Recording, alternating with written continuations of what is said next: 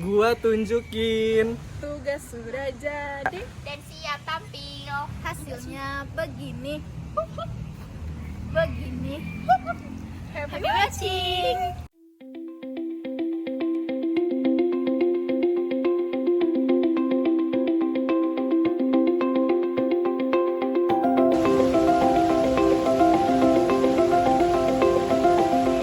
Hai, kami dari kelompok 5.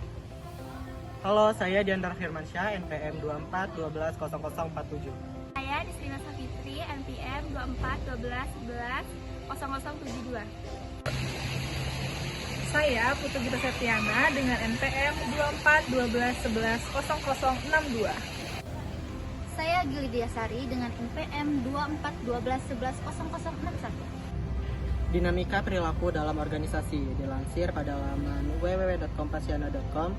Dinamika perilaku dalam organisasi diartikan sebagai pola perubahan, interaksi, dan respon individu serta kelompok dalam suatu lingkungan kerja. Berbagai aspek diantaranya seperti motivasi, konflik, budaya organisasi, kepemimpinan, serta komunikasi. Gambar di samping berikut adalah salah satu contoh kalimat seseorang puas dengan pekerjaannya.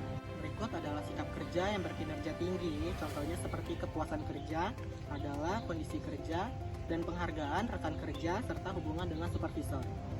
Berikutnya adalah komitmen pada organisasi, contohnya seperti pelatihan dan pendidikan kerja, berlaku adil, serta penghargaan. Seperti pada soal di samping, hitunglah kepuasan teman-teman dalam bekerja. Jika teman-teman mendapatkan poin 24 ataupun lebih, artinya teman-teman puas dalam bekerja. Jika teman-teman mendapatkan kurang dari 20 poin, artinya teman-teman kurang puas dalam pekerjaan teman-teman.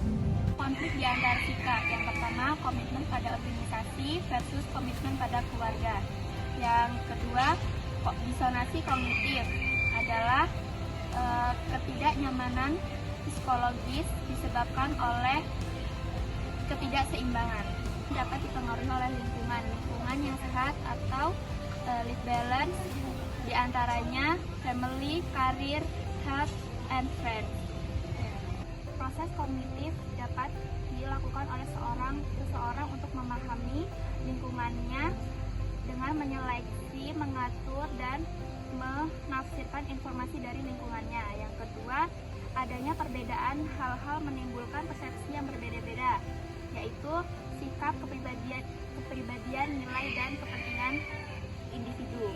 Aktivitas perseptual adalah proses yang dilakukan para individu untuk menyaring dan memilih objek dari stimulus yang bersaing untuk merebut perhatian. Yang kedua, orang-orang biasanya berfokus pada stimulus yang memenuhi kebutuhan sesuai dengan sikap, nilai-nilai, dan kepribadian mereka. Berikut contoh ilustrasi. Pembelajaran adalah suatu perubahan dalam tingkah laku ataupun kinerja yang dipengaruhi oleh pengalaman. Proses adanya pembelajaran yang pertama, pengalaman nyata, diikuti oleh pemikiran dan pengamatan reflektif yang menghasilkan konseptualisasi abstrak, yang selanjutnya menjadi eksperimentasi aktif dan menghasilkan pengalaman baru. Kepatutan orang pekerjaan. Tanggung jawab penting bagi manajer adalah mencoba menyesuaikan pegawai dengan karakteristik pekerjaannya, sehingga pekerjaan dengan pekerja sesuai atau pas. Stres dan manajemen stres. Stres adalah gangguan mental yang dialami oleh individu akibat adanya tekanan. Tekanan ini muncul dari kegagalan individu dalam memenuhi keinginannya. Sumber tekanan bisa dari luar maupun dari dalam. Contohnya seperti peristiwa yang membuat trauma, kesenjangan ekonomi, dan beban pekerjaan. Ketika tingkat stres rendah, maka stres tersebut akan menjadi tekanan positif yang memicu perubahan dan pencapaian yang dikehendakinya. Namun, jika stres berlebih, maka akan menimbulkan konsekuensi negatif, diantaranya tidur tidak nyenyak, penggunaan obat-obatan, dan lain-lain yang berdampak negatif di tempat kerja. Penyebab stres kerja, diantaranya tuntutan pekerjaan, tuntutan interpersonal yang artinya konflik antar individu. Respon inovatif terhadap manajemen stres, yaitu membantu pegawai dalam mengatur tingkat stres dapat dilakukan dengan cara memudah mereka untuk istirahat pada jam istirahat dan hiburan. Berikut beberapa pendekatan proaktif yang dilakukan manajer untuk melawan tingkat stres yang makin tinggi di tempat kerja saat ini. Yaitu yang pertama, ada istirahat di tempat sunyi, meditasi kemampuan jika perlu. Istirahat sama saja dengan investasi. Yang kedua, program kesehatan. Dapat konsultasi gizi dan fasilitas olahraga. Yang ketiga, program pelatihan dan konferensi. Yang keempat, intervensi atau dukungan manajer. Dan yang terakhir, yang kelima, yaitu inisiatif keseimbangan kehidupan pribadi dan pekerjaan.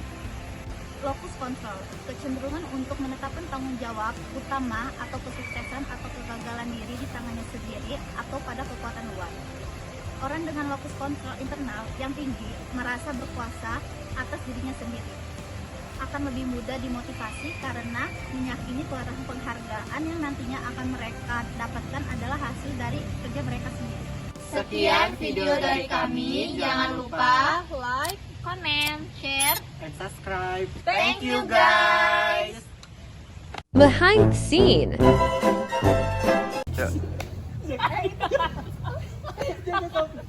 Apa tadi lupa? Hasilnya abang ini.